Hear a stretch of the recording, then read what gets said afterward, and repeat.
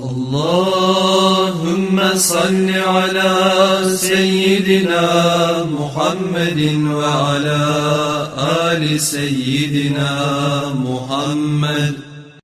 Bismillahirrahmanirrahim. Şeriat dersden 20. ders. Fiqh-i Minhac kitaptan At-Tahirul Mutahhir Al-Makruh. Taza su ve tazalay başka zatlarını bolsa da yaxşı tugul qollamaga. Ne sudur? Vahiyel ma'ul muşammasu allazi sakhanathu şamsu. Gün kızdırgan su. Ve iştaratu li karahiyetihi salasatu şurut. Şu su bilan namacumma yaxşı tugul keni, şu suyun qollama yaxşı tugul bolmaklığına 3 şart var. Yani abzarda pedrada su var. Gün issekke namacumma yaramayım. Gün kızdırgan sudur. Ne? 3 usloviyası var. Kaçan yaramay. Vahiye an yakuna bi biladin harratin. İssi şehirlerde bulmak şu su bir. Hani bizde öyle istilik bulmayı bek kızdıragan. Gününü kızdırı. Mesela Saudiye'de. İkincisi an yakuna mevdu'an bi avanin muntabi'a gayra zahabi vel fidda. Altın pedra tugul salingan Saudka. Gumuş pedra tugul. Kal hadid. Temir pedra var abi şu bizdeki. Van nuhas bagir. Şu temir pedradan bagırdan gün kızdırgan zamanla şoğar bir bardır daha bulagan zaten. Temirini plonkası bulan, nizatı bula şu suga yok olan. Ve kullu ma'danin qabilun lit-turqi. Şoğar oşegan, şu bağırga oşegan liboy temir zat, şunu bir şu plonkası mi çıkmaga bulan zatı var mısa? Hali qalık pedra yok, eskermeyen. Temiriniki bir zatı bulma taraqlaysa. Üçüncüsü, an yakuna isti'maluhu fil badamin lil adami velev maytan aw hayvanan yelhaquhu al-baras kal-khayl.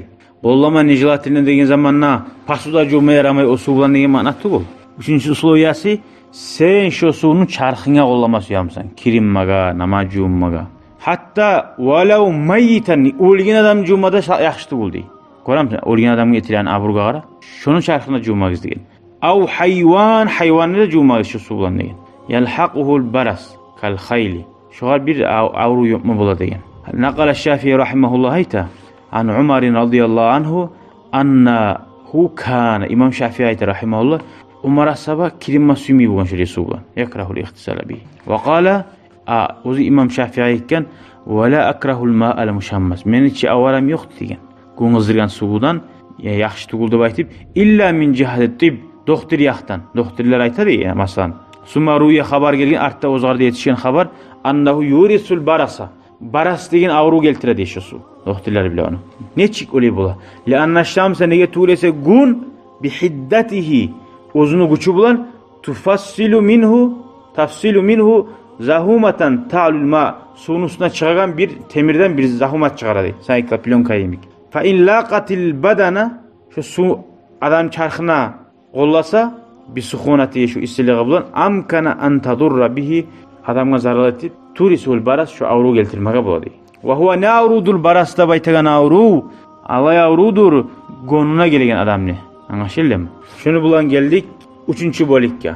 Ozu taza, nu tazalamay. Onu zaten inşallah gelegen ders ve ahiru davana elhamdülillahi rabbil alamin. Şükran ya Rabbi şükran hedeyte kalbi şükran